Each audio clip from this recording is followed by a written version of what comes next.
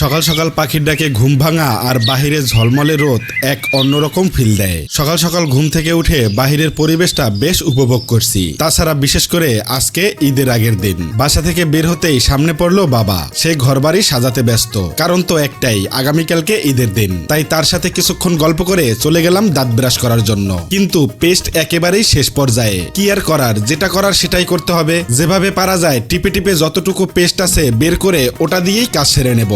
আলহামদুলিল্লাহ অনেক বের হয়েছে। হাত মুখ ধোয়া শেষ করে চলে গিয়েছিলাম রাস্তায় বউয়ের জন্য 2টি কাকড়া ব্যান্ড কিনে আনতে। তার আবদার খুবই সামান্য। এসে দেখি সে মাছ কাটায় ব্যস্ত। কেমন হয়েছে জিজ্ঞেস করতেই সে বলল ভালো হয়েছে। তাই টুক করে বসে পড়লাম তার পাশে। বিশেষ করে গ্রামের মুহূর্তগুলো বেশ ভালো লাগে আমার কাছে। বসে বসে মাছ কাটা দেখছি। শিফা গ্রামে গেলে তার খোঁজ পাওয়া বড়ই মুশকিল। যখন দুপুর 12:30 তখনই গোসল করার উদ্দেশ্যে রওনা দিয়ে যাচ্ছি পুকুরের দিকে। গ্রামে আসলে বেশিরভাগ সময় পুকুরেই গোসল করা হয়। শুধু গোসল করব না, গোসলের আগে কিছু বিছানার চাদর ধুয়ে নিতে হবে। যদিও এটা মহিলাদের কাজ, তবে ছেলেদের জন্য কাজটি খুবই সহজ।